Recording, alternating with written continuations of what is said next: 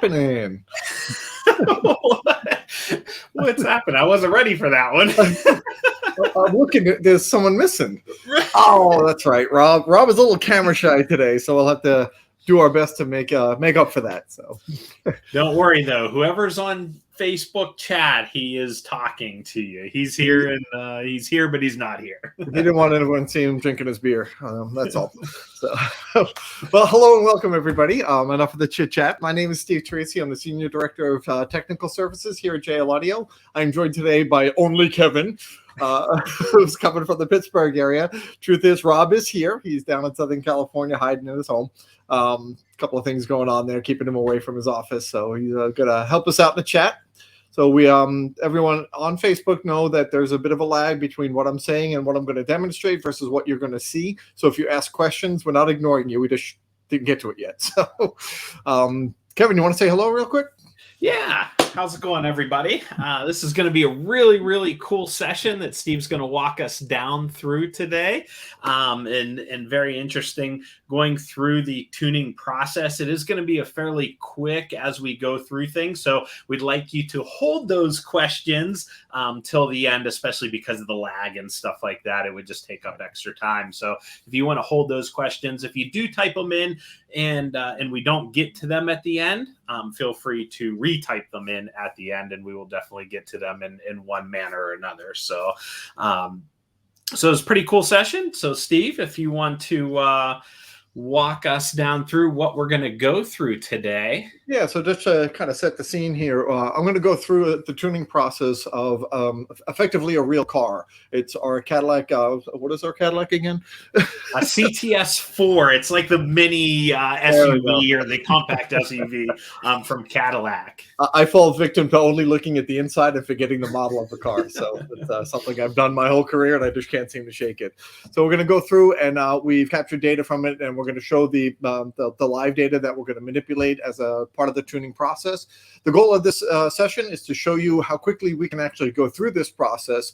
So as a result, I'm not going to give a whole lot of intricate detail about each step that we're actually doing. I'll kind of talk a little bit. Rob and maybe Kevin from the shadow. Rob from the shadows and Kevin may chime in and fill in some of that content as I focus on actually doing the tuning process. And as Kevin mentioned, put your questions in there, or at least remember them for the end. We'll do our best to answer them. My goal is to get this done pretty quickly to show how fast it can be done. So it's an XT4, not a CTS4, by the way. So that's why I didn't say it. I made you make a mistake. I thought I said XT4. Sorry. It's a compact SUV from Cadillac. And it's got, what, a C7 setup in it? C7 three-way up in front using factory locations. It's got one of the most amazing sealed enclosures for a pair of 10W7s that you may ever see. It is unbelievably gorgeous what the team put together for us. And now normally for the tuning process, we would recommend that you go through and check the installation and confirm all the wiring. Our guys did it. We've gone through this car a million times, so we know that the wiring is the way it's supposed to be. We know the installation integrity is correct. So normally we would recommend that you check all of that. When we go over to that computer over there, I'll show you the setup file that we're using for this and go through some of the normal things that we would recommend just to kind of give you the full picture of what the tuning process is all about. And just for clarity, we are using Tune 4 with Max. The full 5 microarray, the whole 9, and we'll start off with the default settings. And if I make changes, I'll be sure to tell you what those changes are, just so you know why I'm doing it and all that fun stuff. So, Kevin, I'm going to jump over here. If you can switch over for me. Yep. Fantastic. Hopefully everyone can see that okay. This is the normal setup tab, and on this particular installation, we're using the factory source unit and an OEM integration piece that gives us an optical output and allows us to use the factory volume control to control the system. So you can see here that I have my labeled left input and right input, even though it's a SPDIF, and it always has left and right. So you see that's routed through all my EQs, and I have all of my channels labeled over here. We've told you to do this for years, and you'll see why it's so important now as we go through this tuning process. Make sure you label your output channels and your input channels. So once that's confirmed, we're going to quickly jump over to the Tune tab, and you'll notice that I have bypassed everything. The EQs are not set up at all. The high and low pass filters are not set. My polarities and delay are all at the normal settings. This is a good clean slate. I'm going to show you a little bit more on this in just a moment. But I want to jump right to the Measure tab now. And by default, this is what your Measure tab is going to look like. On the top is meters and gains, and you can see that there is signal coming in. You can tell because this little green thing is bouncing up and down a little bit, and you see that it's reading some signal. That's the noise floor in the car. It's just the ambient noise. Right now, none of the channels are playing. If you look down in the lower right-hand corner, none of the channels are unmuted. If I unmute a channel, you'll see that that level jumps, and you can see I'm collecting data if I wanted to. On the bottom here is an RTA. It's by default, it's in bars. Personally, I like lines, so I'm going to go select that graph, and up in the top here, I can change the banded data from bars to lines. I just like the way the lines look. And you'll notice that it's way off the bottom of the screen. I'm going to tell you a little bit more about that in just a moment. So right now, we are ready to start the process. We've confirmed everything in the setup. Everything's routed the way we want. Everything's labeled the way we want. So I'm going to go up here to the settings icon in the upper left-hand corner. I'm going to open that up and go to the General tab, and you'll see some of the settings for Macs to be recognized. But what I want to focus on is the Traces folder. So I'm going to click here and choose a folder in the Traces folder, but I'm going to create a new folder for this tuning session, and I'll just type it Caddy Live Tune, right? And I'm going to create that folder, and I'm going to double-click that to open it. Now, when I capture traces, when I'm actually going through the tuning process, I'm going to hit capture and save traces. They'll all go in that folder. So later, if I need to go get them and find them, I can find them all in that one location. So that's the first thing you should always do. The next thing you should do is right now I have a driver's preset set up. And most applications, you may already have something set up there. So what I would recommend doing is clicking the drop-down arrow and duplicate that, right? And then you select that over here, and you enable that preset. You pick a pretty color. I like this bright pink. I think it's easier to see, right? So now I have a copy of that preset, and I'm going to select that preset. The reason you do this, if you already have something set up, you want to make sure you can always go back to it. It's really good to do an A/B comparison and things like that. It's also non-destructive, because what I'm going to recommend that you do next on this new preset is right-click over here on the outputs in the bottom right and reset all outputs. And it's basically taking all the settings that are in there and getting rid of them. Now, in this particular case, they're already gone, so I'm not really destroying anything, but this is a really good practice to get into. And with everything still muted, I want to look down here on this RTA screen, and you'll see there's a couple of little blue triangles peeking up at the bottom here. That's actually the noise floor of the card. If I use my down arrows on my keyboard, I can scroll down, and you can see that this is live data. It's kind of wiggling a little bit. This is the noise floor. We would recommend capturing that. You could either click the camera icon in the bottom right-hand corner, or I'd like hit the space bar. Oops. So what this is telling me is I need to make sure that the live data is selected. Right now, I'm looking at target data. So I'm going to say no to that. And I can either go to this drop-down menu here and select my multi-mic like this, or if I was on something else, I could hit the Z key until the blue is highlighted. You can see my cursor also change colors, my little crosshair. When the blue is then selected, if I hit the space bar, I can name this whatever I want. So I'm just going to call it noise floor.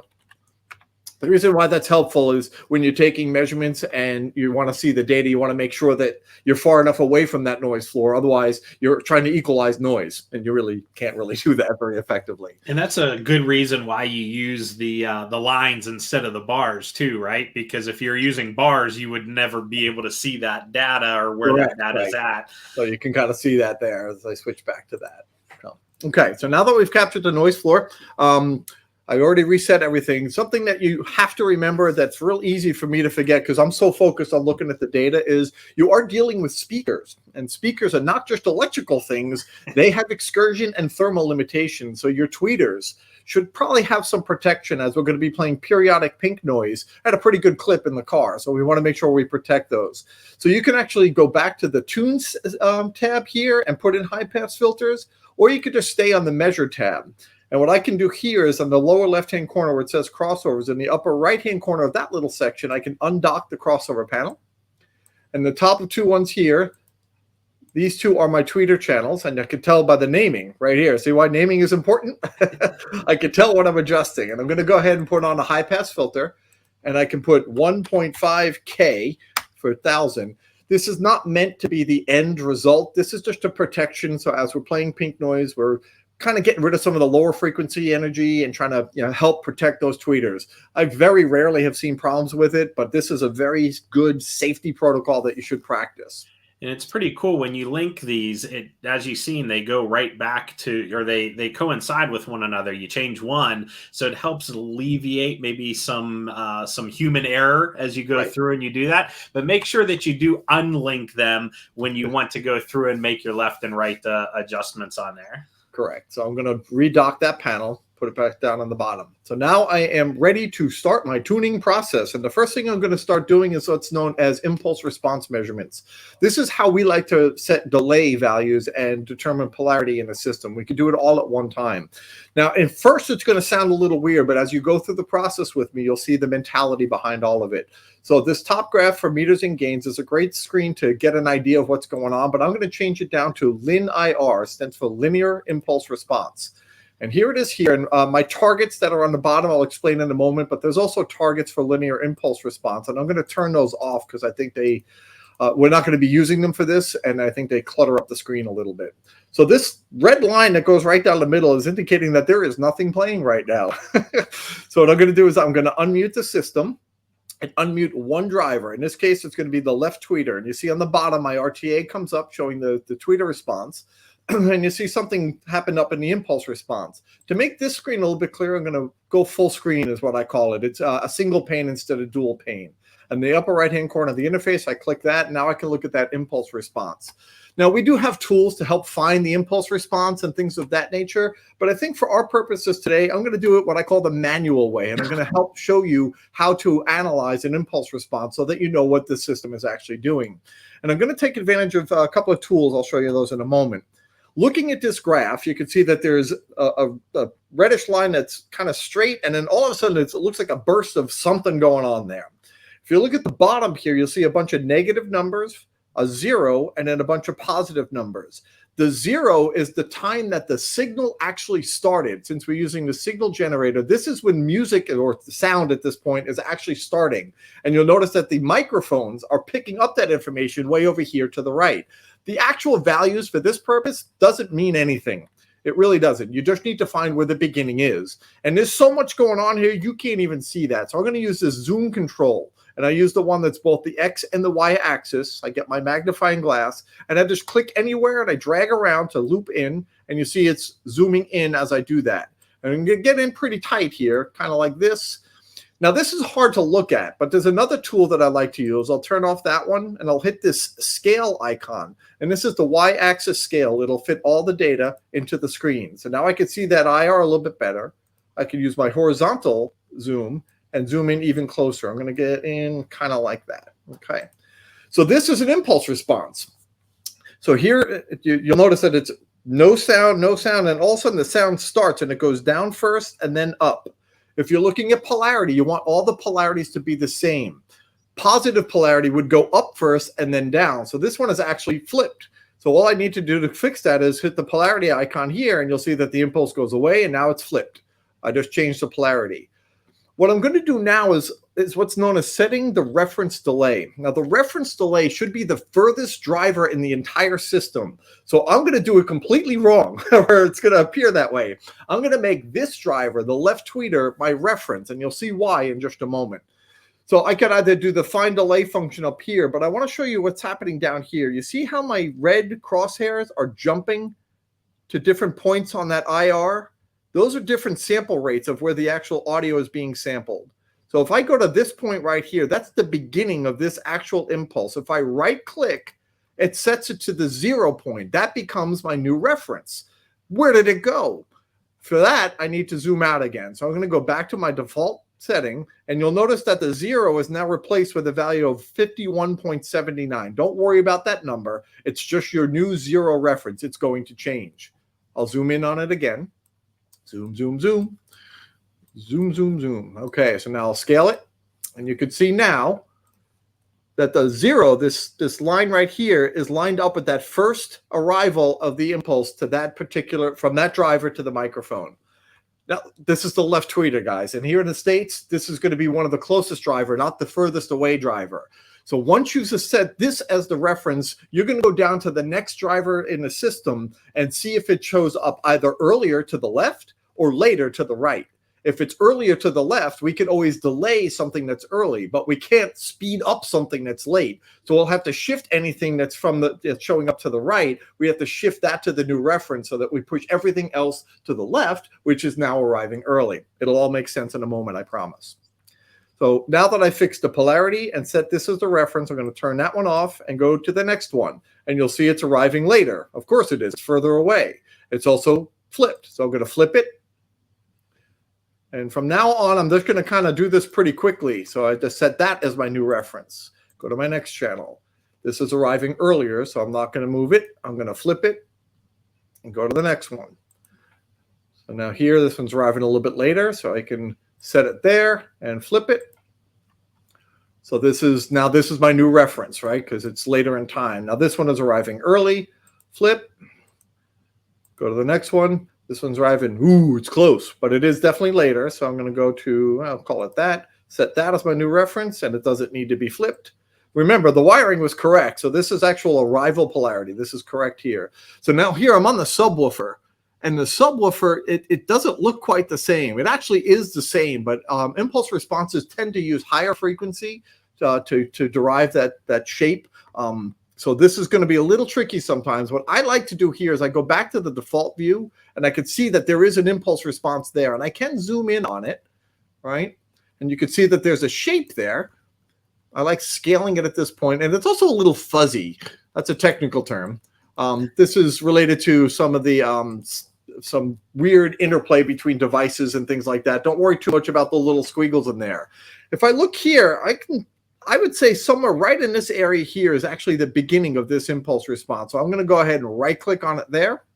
And that put it at 5398, which is consistent with what I've been seeing all day.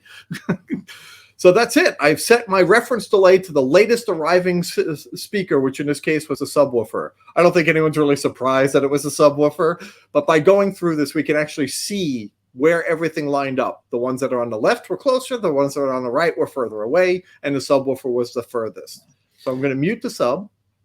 And what's nice is next week, we're actually going to do a deep dive on setting your initial delays with the IR impulse responses. So we'll get into a little bit more deeper detail on what Steve's actually going through and doing at this point in time, which will be a fun class. No doubt. No doubt. All right. So now I've zoomed in on the impulse response for the left tweeter. And I've set it up so that our zero reference is over here a bit to the right. You see where my cursor is now? That's our zero reference. And over here, you see that this is arriving early, which is no surprise. We set everything to the latest channel. Now these are early. We want to delay them. Cool trick here is if you hold the shift key and find that sample that starts the impulse response, if you shift and click with the left mouse button, it automatically sets it whatever the delay is. And it'll automatically put it into the software. So you see down here in the center, 2.18 milliseconds delay to make that line up with the subwoofer at this point. So I'm going to mute that one, go to the next one.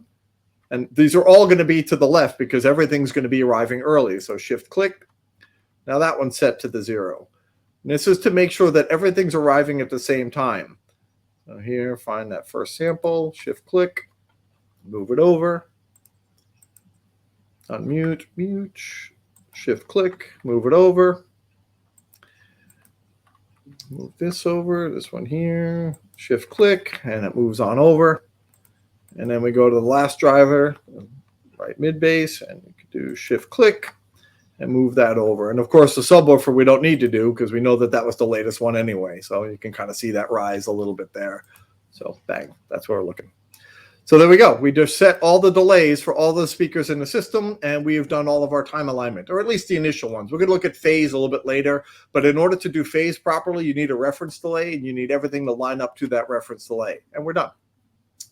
So now we're done with that. We can actually switch over to our RTA again because we're going to start doing what I call curve shaping, where you're matching to a target. So I can leave the screen on here, but I need to pull up my target. So I'll come in here, and let's unhide my targets. Now, ideally, what you want is to have your measured trace, this blue trace here, let me make sure that's in the front, the blue trace as close to the target traces as you could possibly get. And right now I have my levels really high. When you're doing the IRs, you kind of want a good amount of signal to make sure you're above the noise floor pretty good. So I'm going to take my level and I'm going to drop this down a little bit until it's really close to the line. That's pretty good. I'm going to be matching to this red target for the tweeters. For the gray target, that's going to be my mid-range. For the green target's mid-bass. The purple one's for the subwoofer. The yellow line is the sum of all of those combined. So that'll make a lot more sense as we go through it in just a moment. I'm also noticing that my RTA thing is, I call it, it's pulsating. It's kind of wiggling a little bit more than I like it to. So instead of my averaging at 16 FIFO, there's a bunch of different options I have here. I think by changing it, it'll be more stable. I don't want it to be too slow because I do want to see some reaction. So I'm going to change it to 1 second. And you'll see that it's stabilized. It's not going to undulate as much as it was before. And any changes I make will show up pretty quickly. But there's a pro tip for you. If you're impatient like I am, you can hit the V key at any time and it refreshes the data right away. So you don't have to wait the whole second. You hit that key and it automatically fills the queue and shows you the average right away. So that's kind of nice. So you see here that my tweeter, even with a 1,500 hertz high pass filter, 24 dB per octave, it doesn't look like it's having much trouble all the way down to that point. But my target crossover point is up here at 5,000 hertz. I think I could get more out of this tweeter if I wanted to. So I'm going to show how to modify your targets to account for the data that you're presented with. So as you're measuring the drivers, you can look at the drivers as well as the targets and see how they line up with each other and modify as needed. So over here on the right, I'm going to click on targets. And you'll notice that this bar here, this orange bar, indicates you're now in targets mode. Something is different here. So what I want to do is I want to change the high and low pass frequency so that they track together. Down here where the crossover is, you can see that something says HPLP tracking. To make this more clear, I'm going to undock this by clicking this icon. And up here, I'll click the HPLP tracking. Now I have the option to select what I want to track.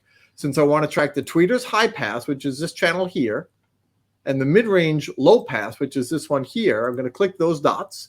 Now I can select the value and I can change it. Now notice what happens down here with the gray and the red, as well as the yellow sum trace. I'm going to move them together and you'll see that nothing changes on the sum. They're still summing to the same value. Now just for illustrative purposes, I'm going to go ahead and turn off HPLP tracking, right? And I'm going to change one of them, right? And if I change one, you see what happens to the yellow curve? They're not summing flat anymore. So I'm going to go back to that. Go back to the tracking. Now, as I go down, again, it's real easy to forget. You're looking at data. You're not, really listening to what's happening in the car. It's real easy to say, well, I can go all the way down here. Look, that's the problem. Your tweeter may not like that. So what I'm going to look at here is I know the specs of the tweeter and I know what it's really capable of. And I want to get as much as I can without causing any real issues. I think somewhere in this neighborhood is probably going to be good. And it's kind of jumping around, but I'm just going to call that 3,000 hertz. So 3,000 hertz. So now 3,000 hertz high pass, 3,000 hertz low pass. And I think that's going to be good for that tweeter. Not too demanding from it, but I think it'll help make our staging nice and good. Dock that again. So we just modified our target. We go back to our outputs mode. Remember, this blue trace is live. This is real measurements right now. So if I move the volume control, you'll see that eventually it'll slow down and go down. The V key speeds that up. I go back up to where I was, which was right around 75 or so. There we go. So now I'm going to actually start tuning. Ready? I'm going to use my arrow keys on the lower left-hand corner for my crossover. And you'll notice that it says here on the right-hand side, the left tweeter. That's how you know what you're working on. So over here on the left, I'm going to go ahead and raise that high-pass filter frequency and try to get the blue trace to line up with the red trace. And you see it's kind of walking over there. Oh, I went too far. So I'm going to go down a little bit more, and you see, and use the V key. I could go a little lower, maybe a little bit higher.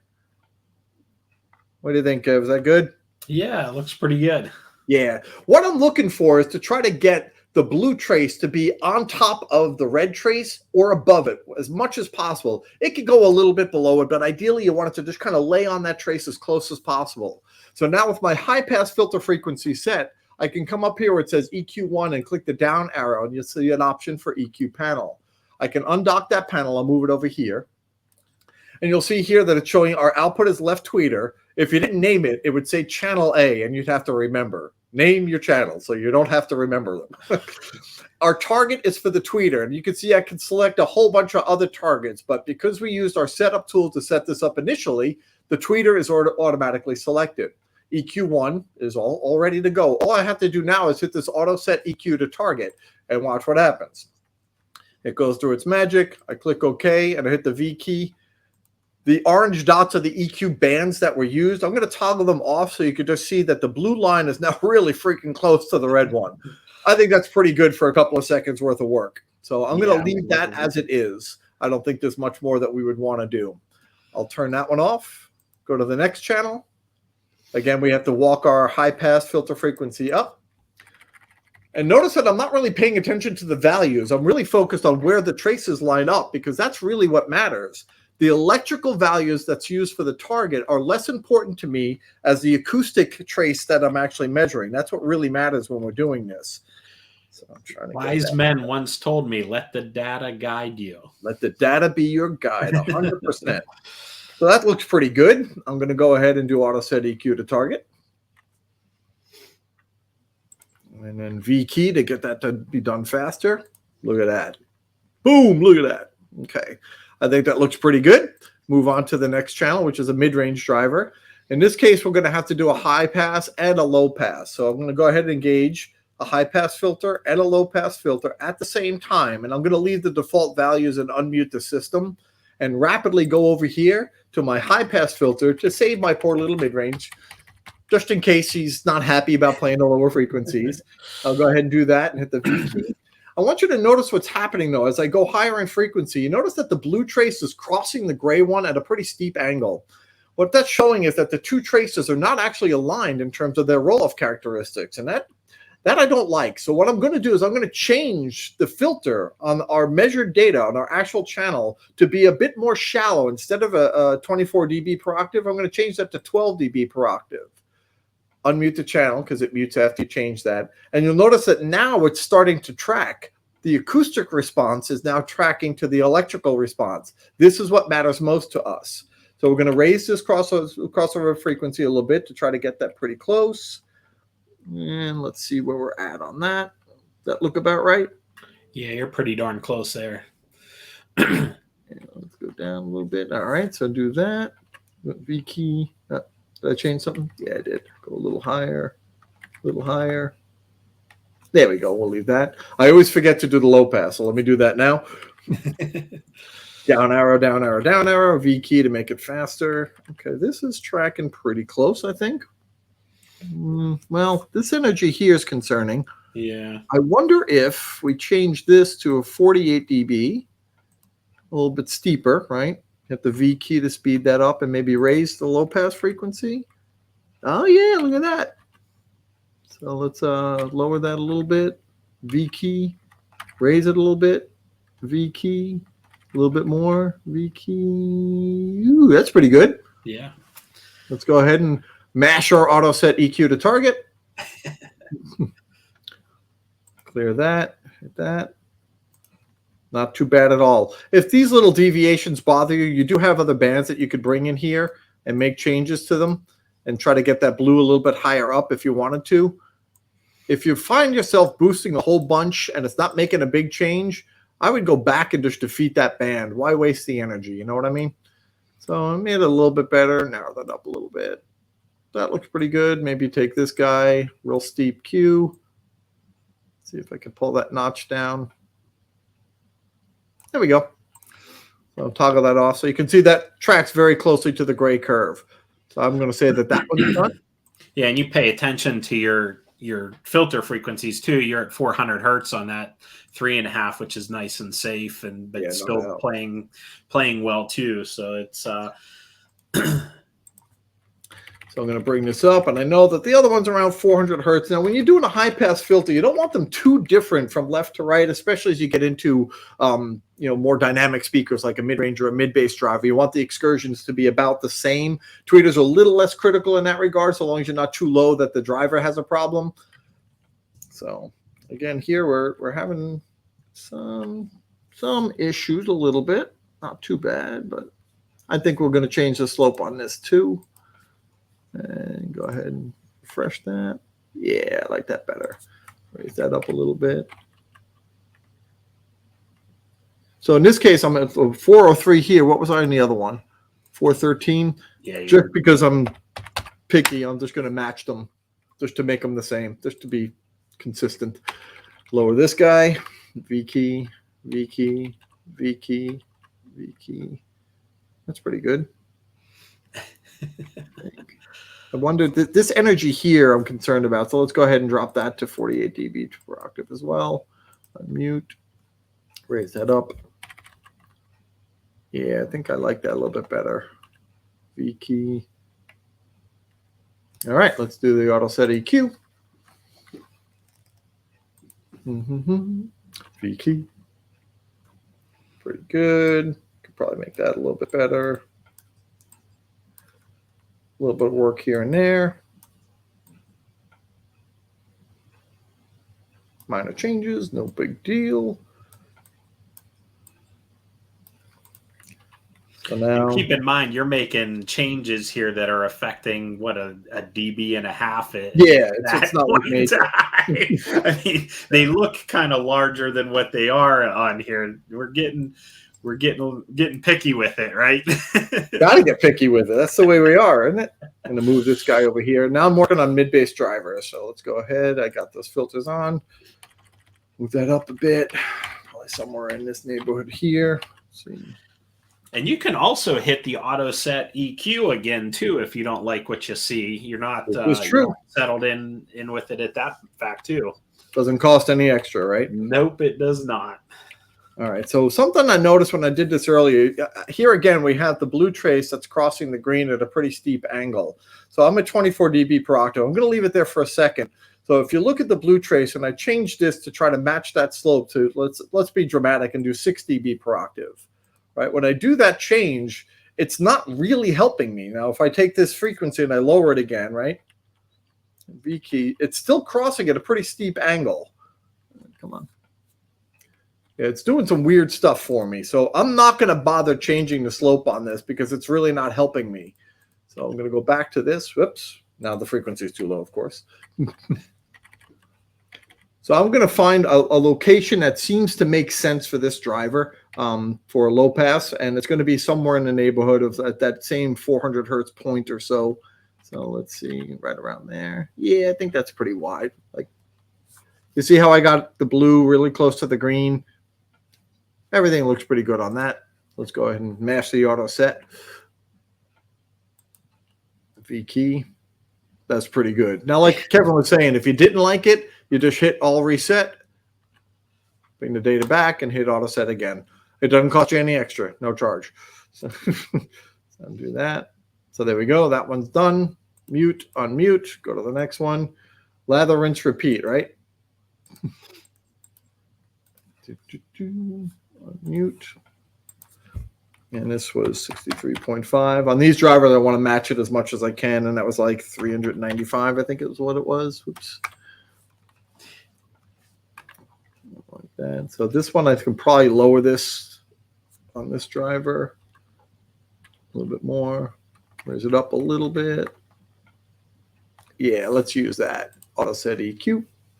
It's still crazy to me every time I watch auto set EQ how precise and fast it really gets in there. It is. It's pretty amazing. But what I like about it is, in addition to it actually working pretty well most of the time, is it doesn't block you out. You still have the ability to make a change. So I'm looking at this little notch here at 130 hertz or so. I'm going to see if I can fix that. I have these other bands up here that are unused. So I'm going to grab band number 7 and drop it over here. It changes to band number 4. And I'm going to center that right around 130 hertz. I'm going to change the Q and make it a little narrower to see if I can pull some of that energy back up. And as I'm boosting it, it's coming up, but not a lot. It's not making a huge improvement. I'm going to narrow that Q a little bit because I'm messing with that here. So if I do that, I'm probably okay with that. Maybe take this band here. And again, this is what I like, is I can do all of this and not have to worry about breaking the system. Right. So let's see. Come on down. I'm focused on this little peak here. Right.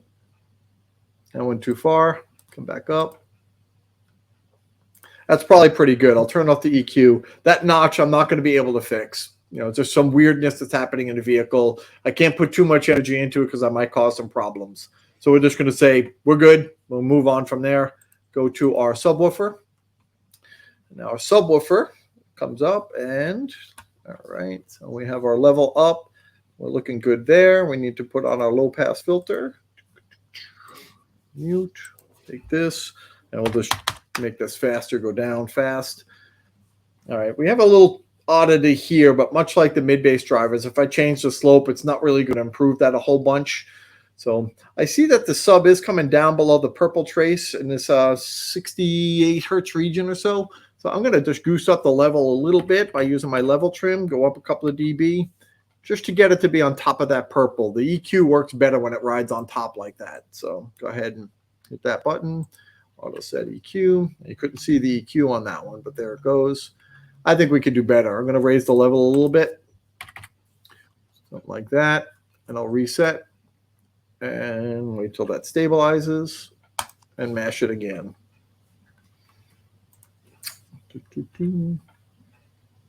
That's pretty good. I think we'll be all right with that. What do you think, Kev? Yeah, that looks pretty good to me.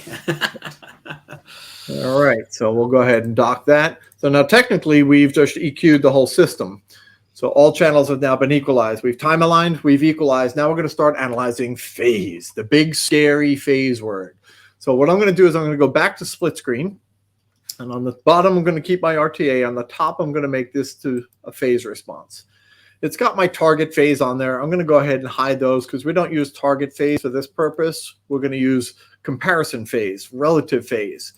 We're going to start by selecting my left mid-bass driver. You could start any way you'd like. I do recommend following the pattern of left and right as you go through the system.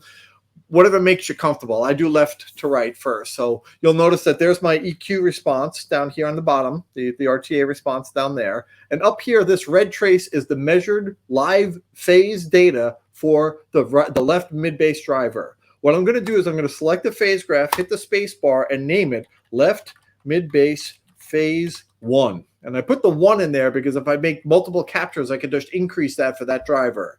The data on the top is separate from the data on the bottom. So I'm also going to capture left mid-bass RTA 1.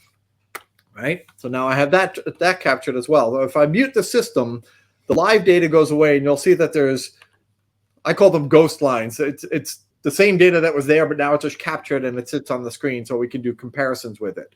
So let me play that speaker again. So what I'm going to do now is I'm going to switch to the right channel. The right mid-bass is playing. So now the red trace up here is the right mid-bass driver, and the blue live data down here is the right mid-bass driver. And the first thing I see is there's something different. So before I jump to that, I'm going to go ahead and capture this right mid-bass phase 1. Come here, right mid-bass RTA 1. Okay. This difference in phase, the phase comes down and it goes off the bottom for the left one and then wraps around to the top and then continues down and then wraps around and continues down. But the red trace, the live data for the right channel, it doesn't wrap at that same spot. It's wrapping over here. They're out of phase in this region only. Down here, they're good. Up here, they're close, but down here, they're off. And they're off by quite a bit. When we go to sum these together, we're not going to wind up with a good summation. So what I'm going to do is I'm going to put in an all-pass filter. And the way to do this is if I take my crosshair, and you'll see that I'm lining it up with, if I switch over here to this is the left mid-bass trace. And if I line it up to the point where it wraps, it's right around 142 hertz. So if I go to the right channel and I turn on my all-pass filter, and I set it to 400 and what did I say it was? It was 141 hertz. So 141 hertz, and put that all pass filter on. Now notice the red trace, it changed. It has an additional wrap now. The purple ghost trace here was the original capture that we made of the right mid-bass driver. But this all pass filter isn't quite doing the job, but I can change what's known as the Q, or the shape of it. And as I increase the Q value, you'll notice the red trace is getting closer and closer to that tan trace, which is the left mid-bass. And if I keep increasing it, it gets really, really close. I think I can actually change the frequency and go up a little bit. Oh yeah, look at that. So now the left mid-bass and the right mid-bass have nearly identical phase in that region. which is what matters most for this particular driver. As you go higher, it becomes less important. As you go lower, it becomes less important. But in this meaty area, we've just aligned the phase by using an all-pass filter on the right mid-bass channel. To show how this works, we're going to look at the summation in the RTA screen. The scaling is a little awkward for me. So what I'm going to do is I'm going to use my plus key, like select the RTA graph, and I use the plus key, and I'm looking at my deviations over here, and I want them to be about 3 dB, right? So there, that's a 3 dB per division. And if I use my arrow key, I can move it up. And what we're going to look at is the live data, which is the blue trace down here. Let's make the blue trace active. Come on, where is it? It's the blue trace. I'm going to play both the left and right mid-bass drivers, and you'll see they'll get louder, which is making sense. It's twice the speakers, twice the amplifier. And you can see that it's up higher now, and it's above the summation line, which is the green and the yellow line. It raised up, and that makes sense. But now if I go to the right channel and turn off the all-pass filter, watch this curve. Let me capture this real quick. Both MB with APF RTA, right? So now if I take the all-pass filter and I turn it off, you'll notice if I hit the V key, we lose a lot of information right in this area where we were playing around with the all-pass filter. So you could try to find that all-pass filter by pushing around, and I call it needle in a haystack kind of finding, or you can look at the phase and see exactly where the phase is out and fix it. So now with that lined up, let me turn that all-pass filter back on. Up on the top, I like that phase trace. I'm going to capture both MB with, sorry, what did I do? Ah, that's why. You got to make sure you're on the live data. And you can tell the live data because it moves around a little bit, sort of. Whoops. The other thing you could do is just come up here and select it. Now capture both MB phase with APF, right? Done. So now I'm going to mute this, and all this stuff will go away, right? But it's messy. So I'm going to go up here, and I select my inputs, and you can see my capture trace, that left MB phase 1, right MB. I'm going to hide those. I don't care about the individuals. I care about the both. That's the capture of both of them together. Down here on the RTA, again, I'm going to get rid of the noise floor. We're not looking at that now. The left and the right we're going to hide. And we'll keep the targets on there, but the both, you can see both of those together. So now what I'm going to do, back on the phase, I'm going to show the subwoofer. Subwoofer comes up. And you see that the phase is pretty close. Now remember, the sub is crossed over like here and down. So right now they're actually pretty close. I don't know that I'd make any changes on that. But something I do want to show you is if I go ahead and flip the polarity on the sub, the yellow is the mid-bass drivers. If I flip the polarity, you'll see that that red trace is going to come right between them. That's showing a polarity inversion, or it's 180 degrees out of phase. And you guys probably know what that means when you play it. But before I do that, I'm going to put it back, and I'm going to play all of them together. And you'll see that they'll all sum nicely down here above the yellow trace, which is a sum. That's good summation. If I flip the subwoofer out of polarity, watch what happens, though. This area here, it plummets down. They're canceling out at that transition. That's because I flipped the polarity and put them out of phase. Just wanted to show you how that works. So let's put it back. It's good summation. So let's capture that data. We're good. We already have that data. So we are good there. We're going to mute all of this stuff. And we'll keep that on. Now I'm going to start looking at mid-range drivers real quick. I'm going to clear the phase there. That's the mid-bass, the left mid-bass driver, right? You can see how it's all tracking. Let's go ahead and capture that. Left mid phase 1. Left mid RTA 1, right? Do the same thing here. So right mid phase 1. Right. Mid RTA 1. It's a good idea to capture data, so if you go back later and look at it, you know what you're looking at. There's a bit of a wiggle here. I don't think it's worth actually, going too far down that rabbit hole. I think we're pretty close in terms of the alignment, and we can check this by summing them together. We should see them come up nicely. We do. They're summing well. No major issues there. Yeah, I don't think we'd want to make any changes there. They do sum positively, and the deviations here are incredibly minor. So I'm going to declare that done, right? And then we can look at the tweeters as well. Just bring those two together. Phase response on tweeters, while not important, is less critical than at lower frequencies. So focusing on the mid-bass and the mid-range drivers makes a lot of sense. The tweeters, I'm going to say that they're probably doing pretty good. When we turn on all the speakers in the system, we should have pretty good summation across the board. We should be well above the yellow line, and we are. And that is because we've doubled the speakers and doubled the amplifier power, so it's going to be about 6 dB higher than that target trace. And it does look like, for the most part, it is across the board. In fact, it's too much. So what I'm going to do is I'm going to bring this down a little bit to get it closer to that line. Oh, well, I shouldn't go too far because our subwoofer was already pretty good on there. Let me go back up. Drop it just a little bit. So what I'm going to do instead is I'm going to take my output level trim. I'm going to undock it, and I'll show you what I'm going to do here. Our mid-bass drivers are coupling really nicely, so I'm going to go ahead and tone those down a little bit, pull some energy out of those. I'll link them together, and I'll go down a couple of clicks, V key, get it closer to that yellow line, split the difference a little bit, something like that. I'm going to do the same thing now with the mid-range drivers. Drop those down a bit, V key to get it done. Something like that. Clicky, clicky. Turn off my tracking. Track these two together. And drop our tweeters down as well. Those are pretty bright. Go up a click or two. There we go. So we have the levels fairly set. Here's another little trick. Since the sub was already goosed up a little bit to get the level the way we wanted it up in here, you can see it's kind of tracking along that line. If I link all of my outputs now, by clicking this dot, they're all linked. I could take my arrow key and run them all the way up until the loudest channel, the subwoofer, hits its maximum. So that can maximize the output of the system at that point. So now what I'm going to do is I'm going to go back to my default scale.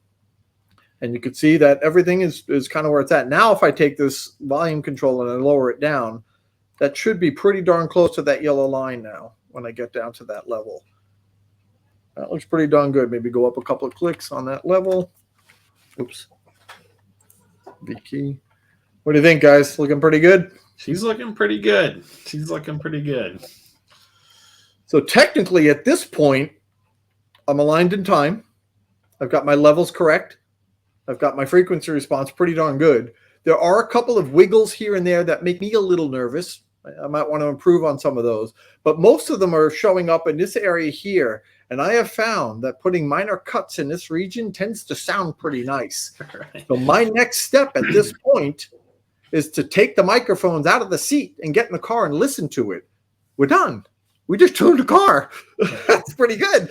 So I get excited. I mean, obviously, you could probably get it a little tighter. If you wanted to, you could work on it even more. But in about 45 minutes, we just went through a full time-aligned system, 3 ways up front with a subwoofer, left and right, individual EQs for each one of the channels, again, time-aligned and level-matched in about 45 minutes.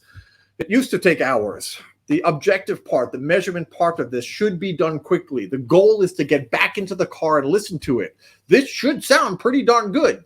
Even some of those variations off of that yellow line, still going to be pretty darn good. When you get into the car, you should not be making massive changes to anything.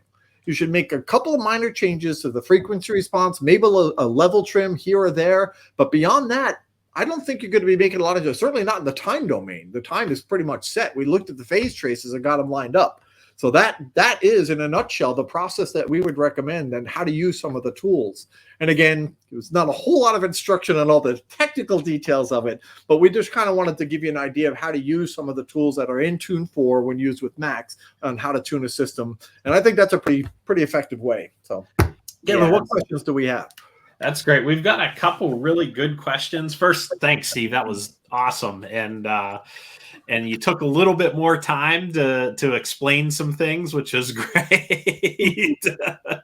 But yeah, I mean, just great how you went through. It was funny because as soon as you finished up there was a question about what was going on at 2800 hertz, and then you answered it immediately. So on that, you can pull up the EQs and make sure you're picking a channel. The problem is it's kind of right in that Neverland between the two drivers. And I don't mind showing you. Let me clear up the graph a little bit. I'm going to hide pretty much everything. I'll even hide the targets just to clean up the graph. So this is the area that's interesting to me. And what I tried doing is I don't want to mess with the mid-range drivers because they're kind of lined up to the mid-bass drivers pretty well. We looked at that pretty carefully. So if I go into the tweeters, I can take my delay and polarity panel and pop this out.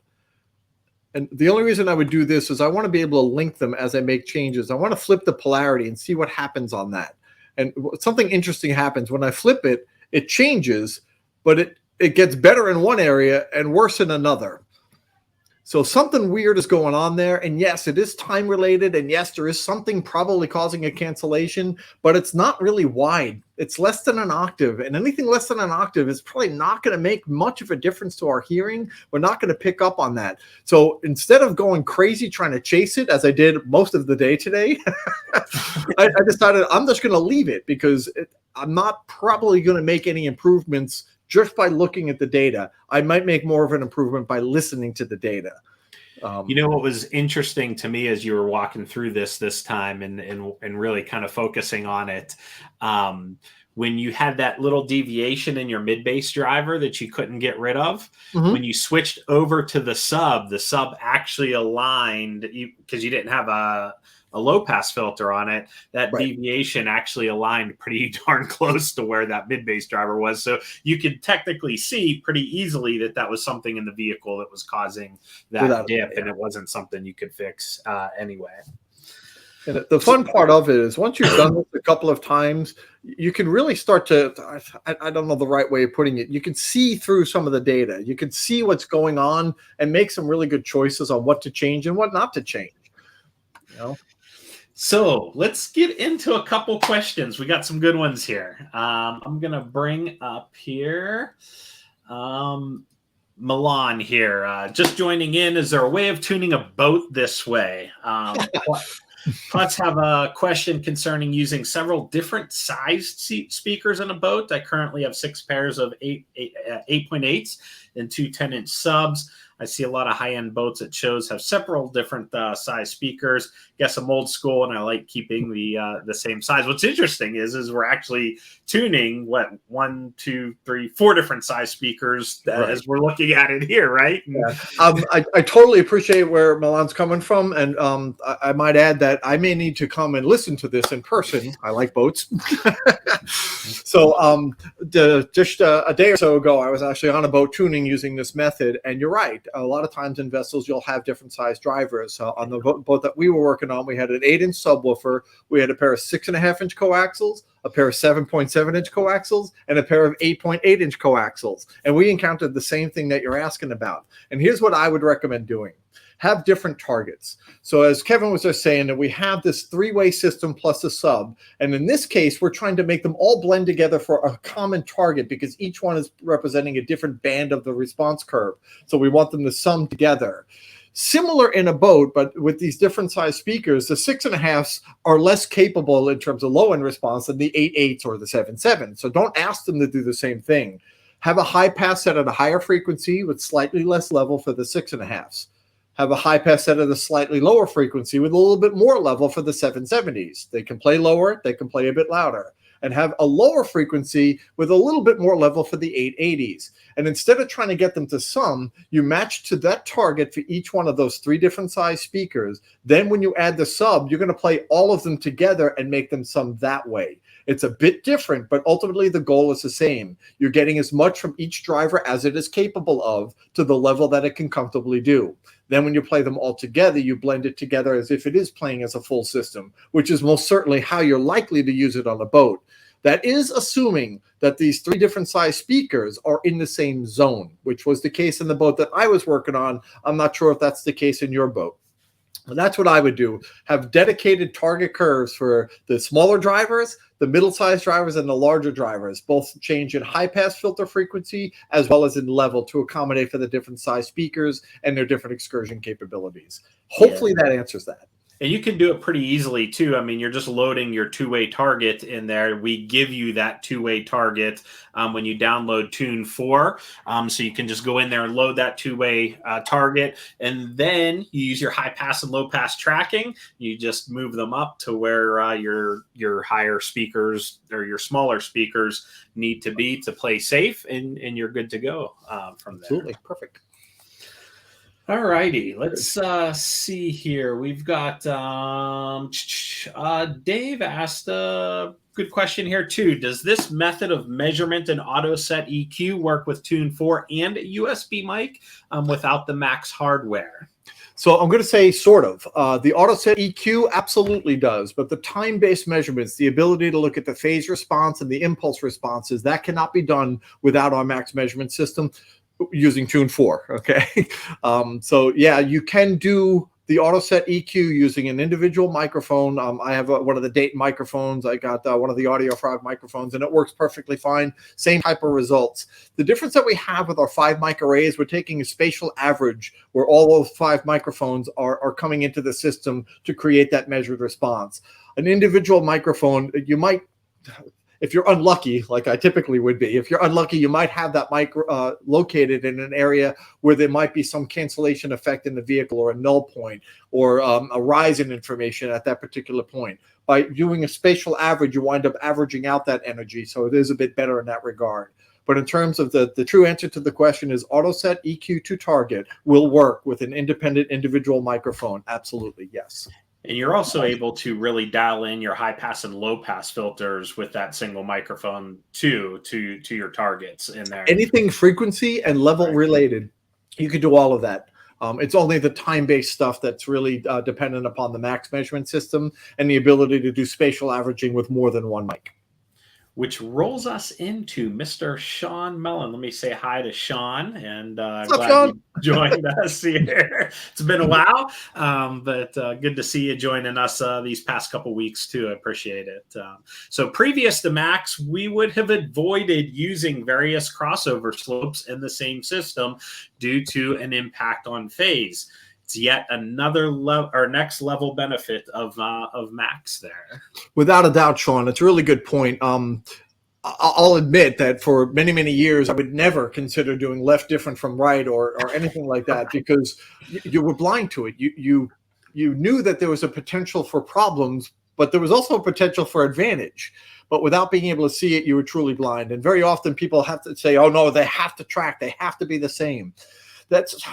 It's more true for a high pass filter, again, because of the excursion differences between drivers. You want the mid bass to be working about as hard. These are layman terms, and I don't mean to be flippant about it, but you don't want the one mid bass driver to be working really, really hard while the other one's barely working. You ideally want them to kind of work in unison.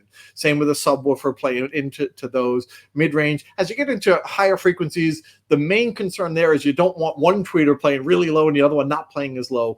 Obviously, for protection of the tweeter, just try to keep the high pass filters pretty close. The low pass filters, that has a lot to do with directivity of drivers and things that can change inside of a vehicle. Now, the truth is you can use Max for non-vehicle applications like a home where it's still relevant, but you'll see more similarities than differences. So to go further to Sean's point, having visibility is massively powerful, being able to actually resolve all of those different issues. And again, you can spend more time on this and get even more dialed in. But what I wanted to do is kind of go through the process. And if this was my car, I've done this in my car as well. If this was my car, I would have stopped exactly at the same point, pulled the microphones out, sat down and started using my equalizers to try to make some level differences and things of that nature. The phase response that you're asking about, that is massively powerful during that objective phase for sure. Yeah, and we have a couple guys that saying some suggestions and giving us suggestions on taking it further in the comments and stuff like that. And absolutely, there's a lot of things that you could continue on doing and to get it nailed down even farther. But for a 35 minute tune, it's pretty darn good. Pretty darn good. So, I think so. What else we got? Let's see here. We got some fishing comments to go fishing, and some different all pass comments, but nothing real big questions there. So if anybody has any more questions, feel free to comment in. If you have anything that you'd like to see, you can leave a comment in the video. We do check those, and maybe something we can address in a follow-up session there also too. So Cool. It's funny, we did a live tune, and that was one of our shortest sessions that we've done in the past like 2 months, right? That's funny. Well, I mean, again, we for years we had done the training for the 10-minute tune, and everyone said, "Oh, you guys are nuts." The truth is, if you can make some concessions on a 10-minute tune using the old method, and kind of bringing Sean's comment back into it, everything tracks at that point. You don't want to get too resolved at that. It's only 10 minutes. You only have 10 minutes to get it all done. Most people wanted a higher level tune, and everyone's like, "Oh, that's going to take hours." And for the most part, it normally would, because it's very difficult to get some of that stuff solved. Tools like AutoSet EQ to target saves tons of time. The ability to resolve with the IR starts and set polarity and time measurements just by right-clicking and left-clicking, massive time savers. It gets you to the point where you're listening to the car much faster. And that's ultimately the goal. So yes, you can spend more time in the objective analysis and getting even more fine-tuned with the equalizer or even the time-based measurements if you want to, if you need to. Spend the time, of course. That we don't want to trivialize that. We are working on some other things that'll take some of this time and reduce it. But we're hesitant to release that just yet, because we want to make sure everyone knows what the system is doing. What I just did, we will be able to somewhat automate that. Not somewhat, we will be able to automate that. But I want to make sure that everyone watching and everyone that's going to use this system knows what the system is looking for, so that if you see it go off the rails and do something you don't like, you know how to fix it. Humans can pick up on certain things that the computer might miss. What the computer is good for, what automation is really good for, is making sure you don't skip a step and click the buttons faster than you can. So when it comes to actually analyzing the data, we want you to know how to analyze that. That's why I use most of the manual tools by doing a right click to set my reference delay and a shift left click to set my offset delay or my delta delay. By being able to identify where those points are, you are much better off than just relying on blind automation. Let's see here. We actually, CR Eric asked, I'd like to see the connections between Max and the amplifiers. Thanks, Rob, for putting that up there for me. What's interesting is in this setup, there wasn't an auxiliary input, but we're using an OEM integration device, and we were able to measure that OEM integration device and make sure that it had a very flat, solid output. So our connections went directly from Max to the amplifiers directly in. Did we use optical on there, or did we use? We did, yeah. So on the Max box, it's hard for me to do and look at it at the same time. There are RCA level outputs. There's an optical input and output that you can use. And as far as actual connections to the computer, the USB B to A or whatever to your computer connection is here. There's a small hub that's used to transfer data. You can't use it for charging or playing music, but you can connect your VXI amplifiers or MVI amplifiers to one of these ports, and you can connect it. Like what I've done on my measurement system here is I have a USB dongle from my wireless mouse and everything that's actually being done through the hub on Max. So your connections between the amplifiers and Max, you can use RCA level output, optical output, and you can even connect the hub so you have a single point to your computer, which is kind of neat.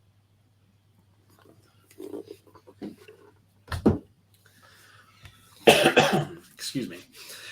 Tim also, we'll finish up with Tim's question here, and then we'll kind of wrap things up. But what would be the highest frequency to apply an all-pass filter? Should they be used between the mid-range and tweets? They should be used whenever necessary, but I will share with you that at higher frequencies, the benefit of it is not as significant as it is at lower frequencies. If you're looking for an actual number, I'm not going to give you one. That's only because if you do have an issue, even at higher frequencies, that's causing a summation that's creating a dip that maybe is pretty wide, being able to use an all-pass filter there is very valuable. Most I know our all-pass filters, but most all-pass filters will give you the ability to shift that frequency to match up wherever the issue may present itself. So I wouldn't restrict yourself to that. I will tell you this, that I'm an impatient man sometimes. If that's Kevin and Rob, they'll tell you. But I'll start with low frequencies where it matters most, and I'll go through the mid-range where it still matters, but it becomes less significant. And as I get above 2,000 hertz, I tend not to worry about it as much. And if I'm looking at my watch saying, I want to listen to this thing, I'll just stop. It's not the right thing to do necessarily, but that's typically what I would do. And unless I have something seriously wrong, it has not bitten me too badly in the past, and I don't expect it'll bite me too badly in the future. But I wouldn't put a hard cap on any of these tools. Use the tool based on the data that you get. Let the data be your guide. Yeah, I actually sometimes, I'll say sometimes loosely, will take it one step farther, and I'll go up to the crossover region, and I'll see if there's any deviations in that crossover region. But I don't ever go above the crossover region. Like I won't go to 7K or 10K. Yeah. Again, as much as we want to think that we could hear everything, as we get up to those higher frequencies, it's less critical, it's less important. Things that are less than an octave wide, especially as you get higher in frequency, they tend to not be very offensive. You can have minor deviations. There's also an ability, I didn't really do much of it, you can change the smoothing or the averaging of the measured response to kind of track with the way our human hearing is going to work. At higher frequencies, I would get less resolution because that's our hearing will blend a lot of it together. Anything less than the distance between your hearing is less impactful to you, and that's somewhere around 1,500 to 2,000 hertz or somewhere in that neighborhood. I can't remember right now. So at higher frequencies, I would use less resolution or more smoothing or averaging to make that blend together a little bit more. And as I go lower in frequency, I might get more resolution or less smoothing or averaging, just to get more detail in what might be happening at those lower frequencies. And if you know how octaves work and all that stuff, that really starts to make a lot of sense. So you have the ability to change that using Tune 4. You can change all of that at any point. We don't block any of that out. So I think I saw one of the comments, and any automatic process like this, it's good to know what the automated system is actually doing. And by being able to change all of those things, you get a good understanding of what's actually happening with the interplay between drivers. And that, for me, the interaction of drivers is critical. So being able to look at all of that, I just get excited. Sorry. Sean makes a good point. I guess it depends on the size of your head, depending on the frequency it starts to matter at, right? This is true. But please don't misunderstand me. The takeaway is not that it doesn't matter. It matters less. Yeah. So if you had to spend time and you had to pull back time, I'd spend time at lower frequencies and I'd pull back time if I had to on higher frequencies. I wouldn't ignore them, but I wouldn't spend as much time. And I would spend you're getting it close, right? We're getting it very, very close when we're going through this process. Spend your time listening, because that's where it makes the biggest difference too, right? Rather than chasing some of these higher frequencies. If you have an extra hour, listen to the system and enjoy it and understand what it's presenting to you, and work from there rather than chasing some of these higher end higher frequency areas. Agreed. I'll confess that throughout the day I ran through this several different times just to make sure I was comfortable with some of the data that was going to be presented, and I tried to make some corrections with that higher frequency aberration right around 2300 or whatever it was, and almost everything that I did either had no effect or improved the dip but moved it to a different frequency. And it's one of those things like I can continue to chase this for an hour or more, but ultimately that dip is in an area that it's real narrow. I didn't worry about it. And I'm not just saying that to save time. I'm saying that because when I get in the car, I'm going to hear it or not hear it. And if I do hear it, it may be beneficial because it's in a region that normally I would pull some energy out anyway. And on that note, I think we should probably kind of wrap things up here. We did really quick through the whole process, and then we kind of lengthened her out here for the Q&A, which is good. Really good questions, really good comments from a lot of you guys in the chat there. We appreciate all of that feedback. It's good to see knowledgeable people and having good conversations going back and forth there. So we appreciate that. Cool. Well, thank you, Rob, for minding a lot of that stuff. Thank you, Kevin, for doing the production and making everything look good. So good stuff, guys. On that note, if you guys want to see this, if you came in late, I saw there's a couple guys coming in late. This is available on the Facebook channel. You can come in and take a look at it. It will stay live there for a duration, and hopefully by Tuesday or so,